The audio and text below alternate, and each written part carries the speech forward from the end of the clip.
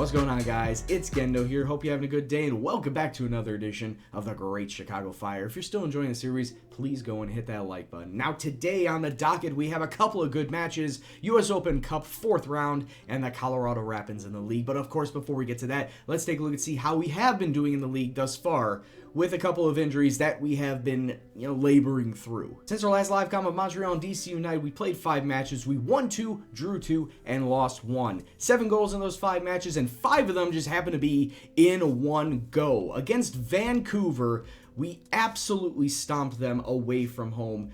5 goals, 5 different goal scorers. A happy day overall, pushing us back up to the top of the table, but then we hit a little bit of a rough patch against teams that we probably should have gotten more than a draw against. We drew against New England. We drew against Houston, who were sitting down dead last in the Supporter Shield table, and then against the New York Red Bulls, we came away 2-1 losers away from home. But Dimitar Berbatov getting a goal there, couldn't have been happier, but now he needs to start banging them in on a regular go. And then finally, at home versus Portland, what did I just say? Dimitar Berbatov off of a penalty kick in the 39th minute, the only goal on the day, getting us the 3 points. But now that sets us up, of course, to a stretch run in the MLS. We're just about halfway through, and now we also got a cup match to go in with it. That cup match is versus Charleston Battery, who are playing in the USL. It's the 3rd tier of American soccer, and quite honestly, this is a team that the Chicago Fire have had history with before, and it's not good history. In the previous 4 meetings between Charleston and Chicago,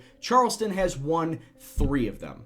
And in fact, one of those losses that the Fire took was in the U.S. Open Cup. So hopefully history doesn't repeat itself here today. Taking a look at the standings right now, both conference and overall, you can see we're sitting in 3rd place right now. 21 points through 12 matches. We have a match or 2 in hand on the teams that are sitting in front of us. Toronto and Philadelphia Union sitting at the top of the Eastern Conference. Very surprising team this year. But then taking a look at the overall Supporter Shield, we are sitting in 8th place. So that means that the West Conference is looking pretty dominant this year. In fact, the MLS Cup winner may come out of the West with how strong all those teams are. Still too early to call, but now let's take a look and see how we're going to line up in our US Open Cup match. Now, after everything I just said, I still want to put together a little bit of a rotated side, not take away too many of the main players overall this past season, because we still want to try and go ahead with a win and get ourselves into the 5th round of the US Open Cup like what the board say. So the lineup says follows. We have Sean Johnson in net, Harrington, Opara, Kaphoff, and Vincent along the back line. Matt Polster playing that DM role with Kokish and Diskerud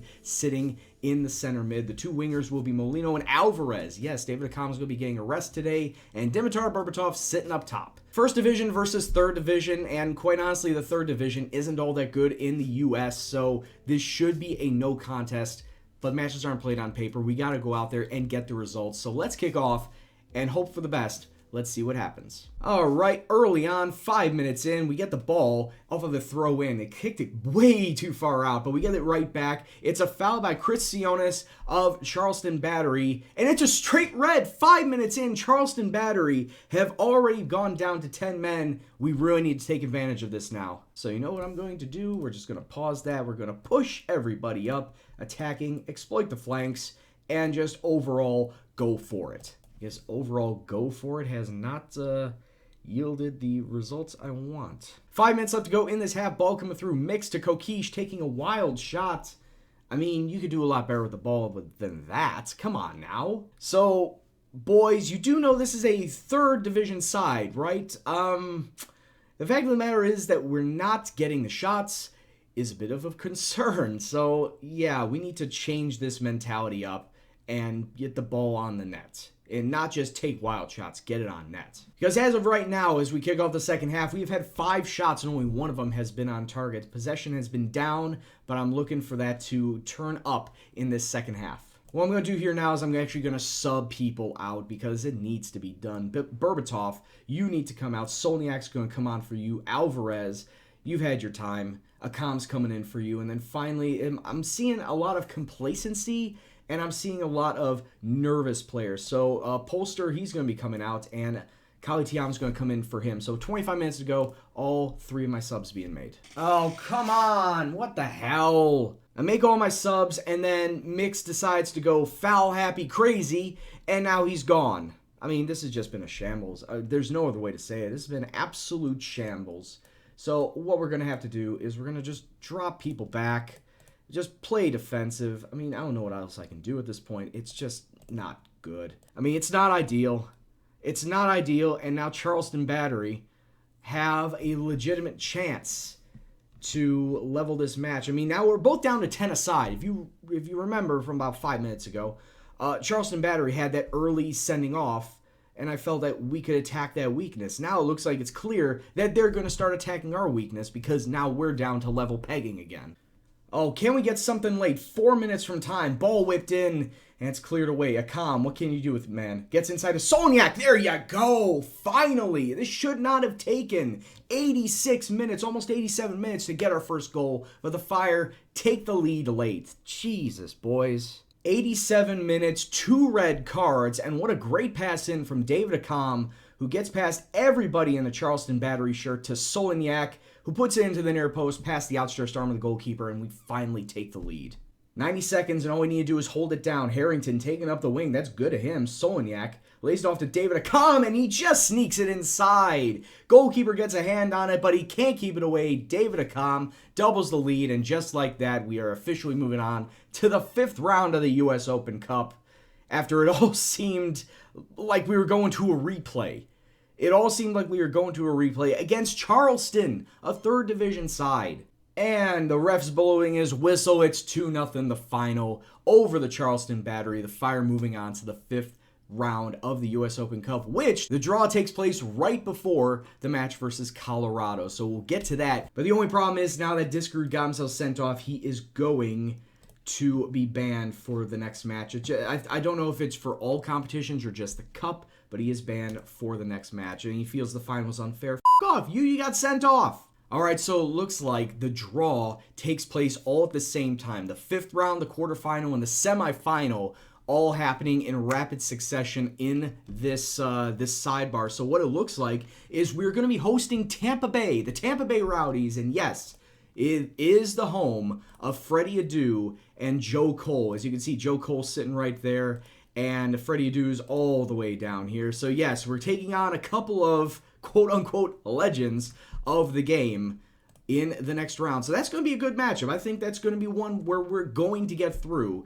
Now let's take a look at the quarterfinal. If we take a look at the draw, if we somehow, some way get past them, we will finally be taking on an MLS opponent in either New England or DC United. That's in the quarterfinal. And then the semifinal is one of us 4 versus New York Cosmos, Harrisburg City Islanders, Jacksonville, or Houston. And be quite honest with you, I wouldn't count the New York Cosmos out. It could be either the Cosmos or Houston, but that's looking way too far ahead. That's the semifinals. We still have 2 more rounds of the Cup to get through. So let's put that on the back burner now, and let's focus on Colorado. Tim Howard, the big signing for Colorado over this last offseason, he's not starting. It's Zach McMath. That's neither here nor there. Let's take a look at our roster. And as you can see, once again, still going with the 4-5-1 with a little bit of tweaks from last time. The lineup is as follows. Johnson in net. Ramos, Kapeloff, Mira, and Vincent along the back line. Tiam, the defensive mid. Since Mix Diskerud has gotten himself suspended, it's Kokish and Labraka sitting in the center. Akam and Molinho on the outside, and Dimitar Berbatov sitting on the inside. And for the first time in a long time, we're actually coding out over here. But I was about to say, for the first time in a long time, we are actually playing in our away whites instead of the away blacks. So that's some great passing. Oh, and David Akam just can't finish it. Smacks it off the goalkeeper and then off the post. We do have a secondary chance almost immediately. Rodrigo Ramos crosses it to Kali Tiam. And the defensive mid with his second goal of the season, hasn't scored since the second episode, puts the Fire up 1-0 after just 10 minutes. Let's go, boys. What a great cross in from Ramos. Finds the head of Kali Tiam, just getting in front of the defender. Goalkeeper can't do anything about it. Simple as that. Come on, you men in red. Come on, you men in red. We have another chance off of another throw in. Labraka into Berbatov, and he just catches the inside of the post. Dimitar Berbatov is his 4th goal of the season, doubling the lead after 24 minutes. It's all Fire right now, and now we just need to guard against complacency. Like I said, once again, off of a throw in, those set pieces are really working wonders for us. 2-0 at halftime, and we have been absolutely dominating this match, and I feel that, like I said, we're doing fine. Let's just get back out there. Not going to say anything else. Let's go. So far, nothing's happening, which is good for us. I mean, if nothing's happening, that means that, it's better for us because we're going to be winning. But right now, something is happening, and Molino just misses. I mean, that would have been a great goal for him. Still 23 minutes left to go in this match. Labraka inside to Berbatov to Molino. There you go. Molino gets his goal, and it's 3-0 to the Fire. It's his third of the season. I think we're winning. And not just winning, I think this match is done and dusted. Dare I say it's on ice? 1 minute stoppage time, well, it doesn't even matter. It's all over. Fire 3, Colorado 0 in a great dominant performance. Like I said, did not expect us to get anything more than a draw. I thought the Rapids were a lot better than that. They proved me wrong, and my team proved that they can get the job done when they're up to it. So, good win, boys. Let's take a look and see when we're going to be coming back next. All right, and this is what we got going for us in the near future. Of course, Tampa Bay in the 5th round of the U.S. Open Cup. That's right after Philadelphia. But then after that in the MLS, San Jose, Toronto, Sporting KC, and of course the big guys, FC Dallas. Not only are they our rivals as mandated by the MLS in the Brimstone Cup, but they're also first place at this point in time. So I feel like it would be great to come back versus them and to test, see how far we have come as a team and how much better we are as a team as this season has progressed. Now the next match after that could be either New England Revolution or it could be the quarterfinals of the U.S. Open Cup. That quarterfinal date is set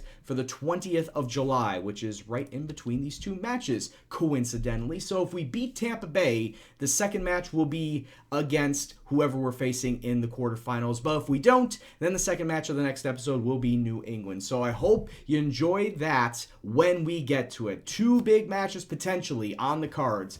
But as for this episode, I'd like to thank you all very much for coming by. It's over, and I hope to see you again next time. If you like what you saw, please go and hit that like button. Let me know that you're still interested in the series. And if you like the channel in general, follow me at FM Content. Go and hit the subscribe button. Any comments, suggestions, questions, anything else at all, please leave in the comment box below. But as always, guys, this is Gendo, and I'll see you in the next video. Take care, and peace out.